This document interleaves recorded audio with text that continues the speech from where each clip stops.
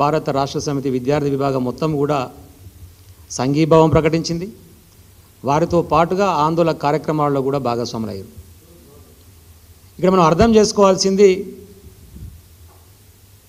డిఎస్సికి సంబంధించి ప్రధానంగా వాయిదా వేయండి అనేటువంటి ఒక డిమాండ్ని ప్రతిపాదన తీసుకొని వచ్చి ఈ కార్యక్రమాలన్నీ కూడా చేస్తూ ఉన్నారు. సరే, డిఎస్సికి సంబంధించి వాయిదా వేయటానికి ప్రభుత్వపరమైనటువంటి ఇబ్బందులు ఏమైనా ఉంటే దానికి ఏంది కారణాలు అనేటువంటిది చెప్పి ఆ నిరుద్యోగ యువతీ యువకులను ఒప్పించేటువంటి ప్రయత్నం ప్రభుత్వం చేయాలి. అది వారి బాధ్యత. అది చేయకపోగా ఒక దమనకాండని సృష్టించే విధంగా, ఒక భయోందరణ క్రియేట్ చేసే విధంగా తెలంగాణ ఉద్యమంలో కూడా ఉస్మానియా యూనివర్సిటీలోకి పోలీసులు అడుగుపెట్టలేదు. ఒకసారి ఫిబ్రవరి 14వ తారీఖు నాడు ఉస్మానియా యూనివర్సిటీలోకి చొరబడి విశృంఖలమైనటువంటి వికృత చర్యలకు పాల్పడితే పోలీసులు ఆ రోజు జరిగినటువంటి ఉద్యమ తీవ్రతను గమనించి ఈవెన్ హైకోర్టు కూడా ఇన్వాల్వ్ అయ్యి యూనివర్సిటీలోకి మీరు పోవద్దు, అది ప్రైవేట్కి సంబంధించినటువంటి వాళ్ళ అటానమస్ బాడీ అని చెప్పేసి చెప్పింది. కానీ మళ్ళీ ఉద్యమ రోజులను తలదన్నే విధంగా ది గ్రేట్ త్రిపుల్ రండ రేవంత్ రెడ్డి యొక్క పరిపాలన మళ్ళీ నిన్న యువతీ యువకులను పోలీసులు వికృత చేష్టలతో ఇబ్బంది పెట్టేటువంటి పరిస్థితి నిన్న ఉస్మానియా యూనివర్సిటీలో కనపడ్డది. టెట్ నిర్వహించిన తర్వాత కనీసం ఒక 45 రోజుల గ్యాప్ ఇవ్వండి. ఈవెన్ సిలబస్ కూడా మారింది. ఆ మారిన సిలబస్ను చదువుకోవడానికి 25 రోజులలో ఎవరికి సాధ్యం కాదు.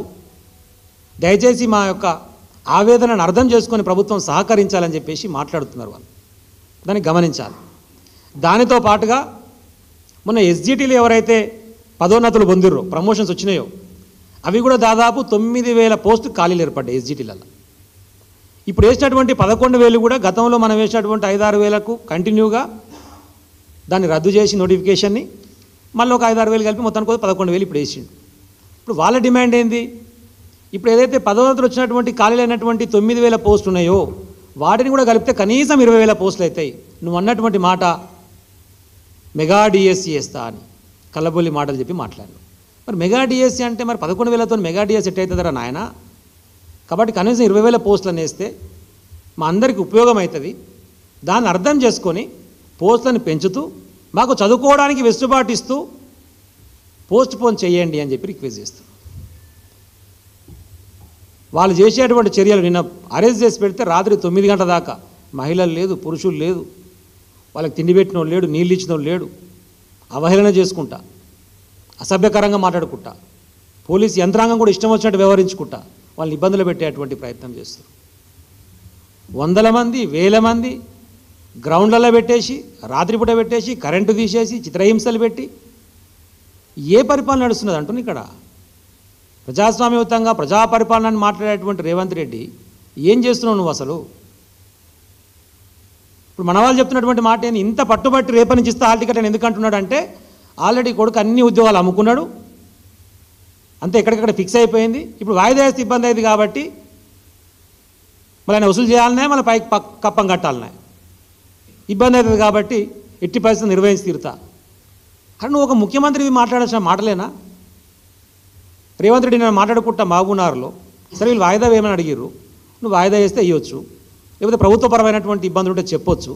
కనీసం టెట్కు డిఎస్సికి 45 రోజుల మినిమం గడువు ఉండాలి అనేటువంటి సోయి లేదు, చదువు రాదు నీకు. మనం ఏం చదివినో, బిఏ చదివినో, ఏం చదివినో, అది కూడా చదివినో సకా నాకు తెలియదు.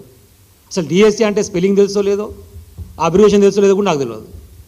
నోటికి ఏదో వస్తుంది మాట్లాడతావు. నిన్న మాట్లాడుకుంటే ఏమంటాడు? అందరిని అవమానించే విధంగా సన్యాసులేమో వాయిదా వేయాలంటారు, చదువు రాని వాళ్ళు లొల్లి చేస్తారు. వాడు మాట్లాడే మాట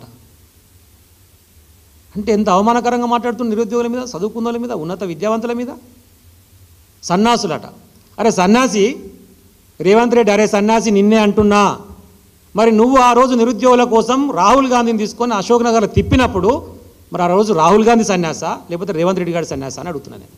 ఎవరు సన్యాసి మరి ఆ రోజు నువ్వు ట్వీట్ చేసినావు కదా, నిరుద్యోగుల ఆర్తనాదాలు వినపడతలేవా 9 ఏళ్ళకి అని చెప్పేసి ఆ రోజు రేవంత్ రెడ్డి ట్వీట్ చేసిండు వాయిదా వేయాలని చెప్పేసి, గ్రూప్ 1 కానివ్వండి, మిగతావి కానివ్వండి. మరి ఆ రోజు సన్యాసి వాడు అని నేను అడుగుతున్నా. నిరుద్యోగులను పట్టుకొని వాళ్ళ ఆర్తనాదాలను పట్టుకొని వాళ్ళని అవమానించే విధంగా సన్యాసులను మాట్లాడతాడు. లేకపోతే ఆయన మాట్లాడే మాట ఏంది? కేటీఆర్ గారినో హరీష్ రావు గారినో జయమందరు దీక్ష యూనివర్సిటీకి వచ్చి వాళ్ళు దీక్ష చేసుకుంటే ఆమరణ దీక్ష చేసుకుంటే చచ్చిపోతే పీడబోతుందని మాట్లాడతాడు. ఒక ముఖ్యమంత్రి వారను నాకు అర్థం కాదు. గిదా మాట్లాడే మాటలు నోటికి. చచ్చిపోమా కోరేది నువ్వు మనుషులని. చేయలేదా మేము ఉద్యమాలు, చేయలేదా మేము దీక్షలు? కేటీఆర్ గారు చేయలేదా, హరీష్ రావు గారు చేయలేదా? ఇక్కడ వేదిక మీద కూర్చున్నటువంటి మా మిత్రులు అందరం కలిసి చేయలేదా? మేము అందరం దీక్షలు చేసిన వాళ్ళమే, వందల కేసులు పెట్టుకుందలమే, జైల్లోకి పోయిందలమే తెలంగాణ ఉద్యమం కోసం. అప్పుడు నువ్వేం చేస్తున్నావు? చంద్రబాబు నాయుడు సంక నాకుతున్నావు. ఏడును అప్పుడు నువ్వు తుపాకి పట్టుకొని తెలంగాణ వద్దు సమైక్యాంధ్ర కావాలని తిరిగినావు. నీకు ఉద్యమ నేపథ్యమూ లేదు, ఉద్యమాల గురించి తెలియదు, ఉద్యమకారులను అవమానిస్తావు, నిరుద్యోగులను అవమానిస్తావు.